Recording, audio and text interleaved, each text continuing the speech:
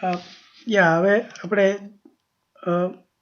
અહીંયા એક અગત્યનું પરિણામ, એટલે આમ તો એ આપણે પ્રમેય જેવું જ થાય, પણ પ્રમેયનું નામ નથી આપતા, પણ એ રીતે જ આપણે સાબિત કરવાનું. તો આમાં શું કહે છે કે સમાંતર બાજુ ચતુષ્કોણના વિકર્ણો, એટલે હવે આ સમાંતર બાજુના પેટા વિભાગની વાત કરે છે, આપણે સમબાજુ ચતુષ્કોણની વાત કરે છે, એટલા માટે આને જુદો પ્રમેય નથી કીધો. તો શું કહે છે, પણ સમાંતર બાજુ ચતુષ્કોણના વિકર્ણો જો પરસ્પર કાટખૂણે છેદે તો તે સમાંતર બાજુ ચતુષ્કોણ સમબાજુ હોય એમ સાબિત કરવાનું છે. એટલે જો હવે આપણે વિકર્ણોનો ઉપયોગ કરીએ છીએ, એટલે બાજુ, વિકર્ણ, ખૂણા બધાનો જે આપણે ગુણધર્મો શીખા એ બધાનો ઉપયોગ કરી અને સાબિતી કરવાની હોય. એટલે આ શું કહે છે, આ સમાંતર બાજુ ચતુષ્કોણ તો આપ્યો જ છે, પણ આ ABCD સમાંતર બાજુ ચતુષ્કોણ છે અને આ એનો વિકર્ણ, એટલે બે વિકર્ણ દોર્યા છે. એટલે આ રીતે જુદા કલરમાં દોરું. આ જે ABCD સમાંતર બાજુ ચતુષ્કોણ છે અને આ એના જો બે વિકર્ણ દોરું, એટલે કે સામસામેના ખૂણા જોડું, તો આ જે વચ્ચે છેદે છે એ એકબીજાને દુભાગે છે. એટલે એ શરત આપણને આપી છે, એટલે એ પક્ષમાં આવે કે સમાંતર બાજુના વિકર્ણો જો પરસ્પર કાટખૂણે છેદે, ખાલી છેદે એટલું જ નહીં, પણ કાટખૂણે છેદે, એટલે કે આ ખૂણો કાટખૂણો થાય. એવું જો હોય તો આ જે સમાંતર બાજુ ચતુષ્કોણ છે એ એમ કે સમબાજુ થઈ જાય, એટલે એનો એક પેટા વિભાગ થઈ જાય. સમાંતર બાજુનો આ પેટા વિભાગ સમબાજુ છે. તો સમબાજુ કરવા માટેની આ શરત કે એના જે વિકર્ણ છે એ એકબીજાને દુભાગે છે. એટલે ધારો કે અહીંયા હું O નામ આપું તો આ પક્ષમાં બધું આવે છે કે ABC, આ આપણે આવી રીતે લખીએ અને સમાંતર બાજુ ચતુષ્કોણ કહેવાય. આ ABCD સમાંતર બાજુ ચતુષ્કોણ છે. પછી આ BD અને AC વિકર્ણ, એ વિકર્ણ છે, એટલે સામસામે ખૂણા વિકર્ણ બિંદુ ઓમાં દુભાગે છે, એટલે કાટખૂણે દુભાગે છે, એમાં આપ્યું છે આપણે કાટખૂણે દુભાગે છે. એટલે દુભાગે છે એટલે બે ભાગ કરે છે, એટલા માટે એનો આપણને AO બરાબર OC થાય અને BO બરાબર OD થાય.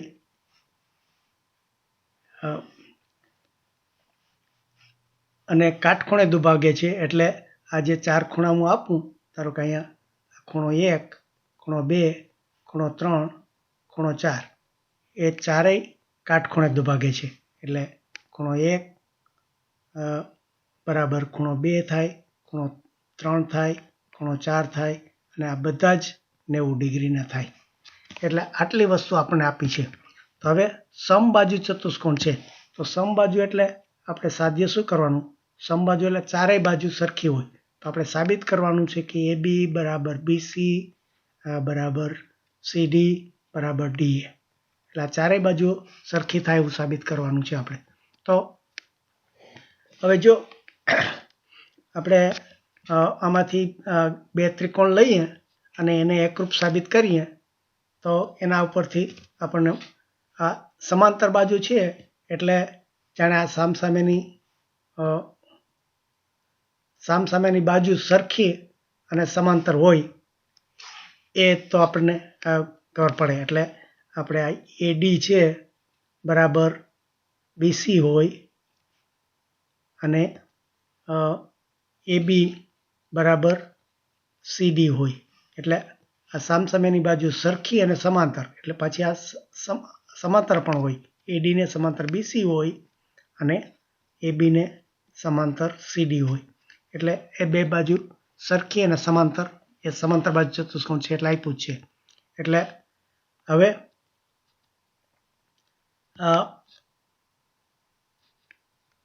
આમાં આપણે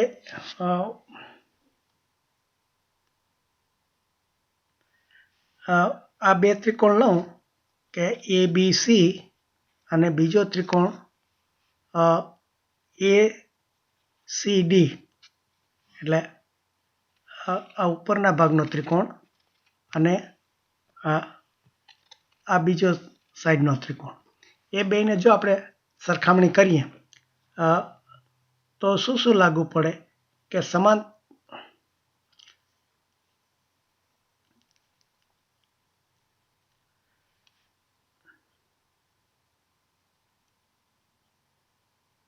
હવે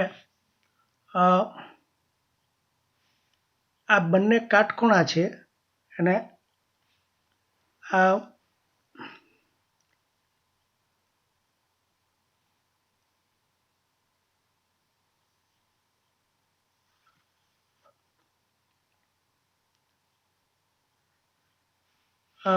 બરાબર, હું જરા જુદી રીતે આને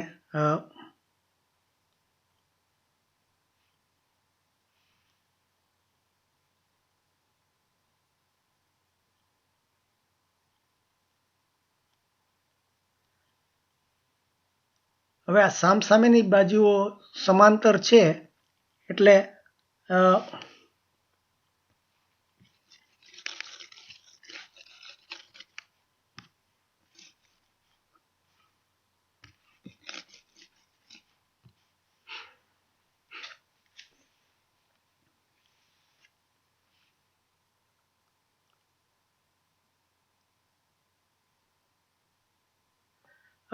ઓકે, એટલે હું આ ત્રિકોણ લઉં છું. હવે આ એ પી ઓ અને ત્રિકોણ એ ઓ ડી. તો એઓડીમાં એટલે શું થાય છે કે આ ખૂણો 1 અને ખૂણો 2 આ બે સરખા છે, 90 ડિગ્રી છે. એટલે અને આ એઓ લાઈન બંનેમાં આવી છે, એઓ અને એઓ બંને સરખા છે.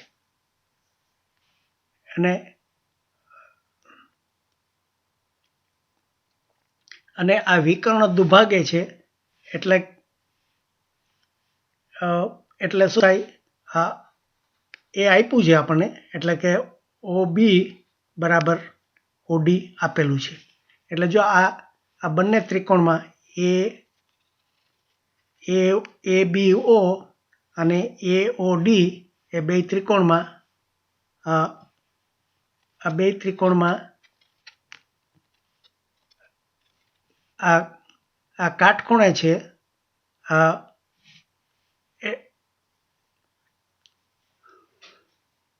એટલે આ બે બાજુ, એટલે આ કર્ણ સામેનો કર્ણ બરાબર આનો કર્ણ, એ બંને આપ્યા છે અને એક બાજુ સરખી આપી છે. એટલે કાટખૂણ ત્રિકોણમાં આપણે જોયું હતું, એટલે આપણે જે આ બંને ત્રિકોણ તો એકરૂપ એ રીતે થાય કાટખૂણની રીતે. એટલે આ રીતે, એટલે આ કાટખૂણો છે એની સામેનો કર્ણ છે, આ ખૂણો 1નો, એટલે આ ખૂણો 1 છે એની સામેનો ખૂણો આ એડી છે, આ બાજુ એડી છે, અને આ ખૂણો 2 એ કાટખૂણો છે એની સામેનો એબી છે. એટલે આ કાટખૂણ સામે અને આ બે બાજુ, આ એક કાટખૂણમાં એક કર્ણ સરખા હોય અને બીજી ગમે તે એક બાજુ સરખી હોય, એટલે આમાં આપણે આ બીડીના આ વિકર્ણ દુભાગા છે એટલે બે ભાગ છે, એટલે બીઓ અને ઓડી બે સરખા થાય છે. એટલે આ બંને ત્રિકોણ એકરૂપ થઈ ગયા. બંને ત્રિકોણ એકરૂપ થયા તો સરખી બાજુ સામેના ખૂણા સરખા ખૂણા સામેની બાજુ સરખી હોય તો આપણે ખૂણા 1ની સામેનો બાજુ એડી થઈ અને ખૂણા 2ની સામેની બાજુ એબી થઈ, તો એ બંને સરખા થાય. એટલે કે એબી બરાબર એડી થઈ ગયું. એટલે બસ જો એ રીતે આપણે આ બાજુ બરાબર આ બાજુ સાબિત કરી દીધી. હવે એવી જ રીતે આ બે સામસામેની આ બે સરખી જ છે, એટલે આપણે આને આ સરખી સાબિત કરી, પણ આને બે આપેલી જ હતી. અને એટલે બરાબર ફરીથી કે સામસામેની બાજુ તો સરખી હતી જ, એટલે આ AB બરાબર CD હતી, આપણે આપેલું હતું, અને કારણ કે સમાંતર બાજુ છે, અને AD બરાબર BC હતી. એટલે પણ હવે આપણે આ AB બરાબર AD થાય એવું પણ સાબિત કર્યું. તો જો આ AB બરાબર AD સાબિત કર્યું તો આ ચારે ચાર સરખી થઈ ગઈ કહેવાય. એટલે કારણ કે આ AB અને AD આ બે પાસેની સરખી થઈ ગઈ. આ સામસામેની તો સરખી હતી જ, અને આ સામેની આ સરખી થાય, એટલે ચારે ચાર બાજુ સરખી થઈ ગઈ. એટલા માટે એ સમબાજુ ચતુષ્કોણ થયો. એટલે આ રીતે આપણે ત્રિકોણ ગમે તે બે લઈ અને સાબિત કરી શકીએ.